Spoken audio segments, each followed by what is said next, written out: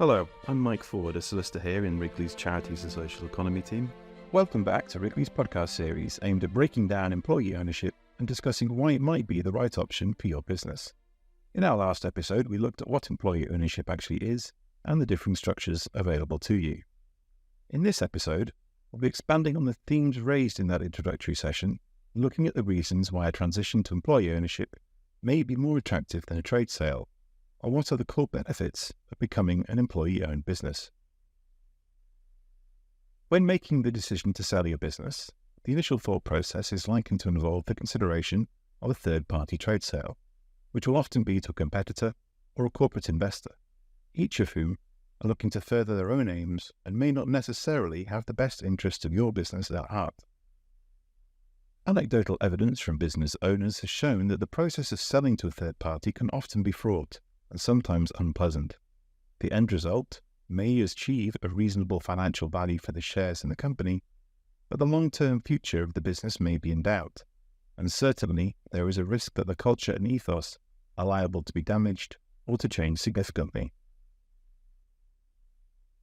If the primary driver behind the decision to sell is one of realizing the value of the business as soon as possible, then a sale to a third party may indeed be the quickest and most financially viable route.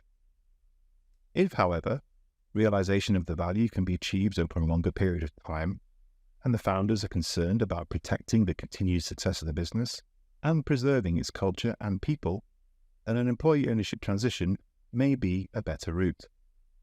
The transition to employee ownership, whether via a direct or an indirect structure, is also one that can be managed over a longer period of time, which is not to say that it cannot be expedited.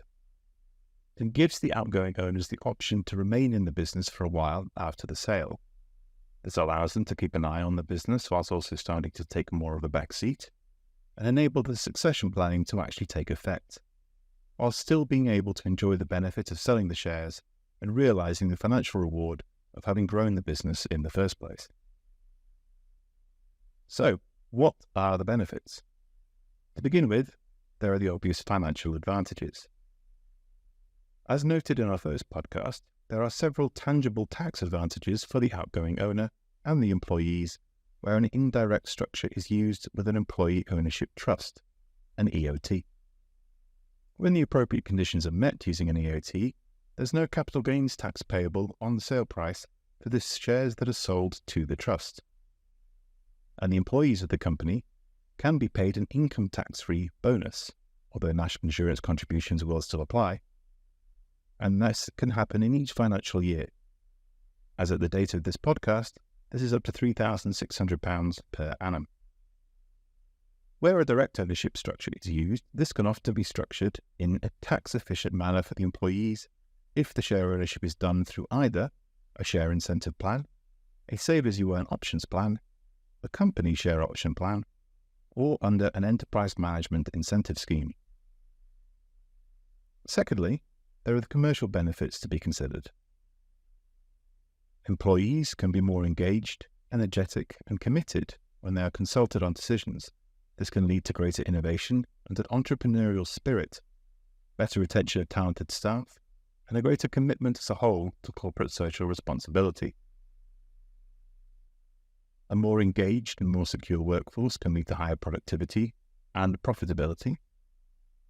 Employees should have a clearer shared purpose and collaborative way of working. Everyone feels like they have a stake in the business and are therefore more incentivized to work towards its success.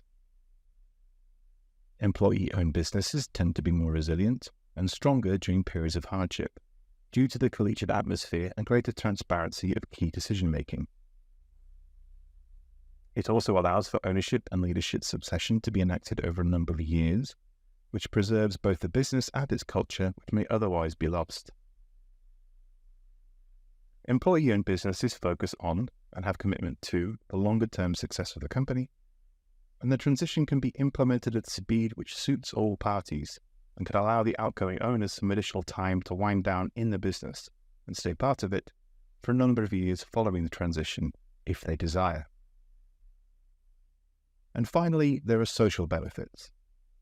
Businesses can develop a family feel, and the employee family can be kept together through a transition to employee ownership. Some sales to third parties lead to cost-cutting and movement of the business, but not the people, to other plants operated by the purchaser. With employee ownership, it's more likely to stay local.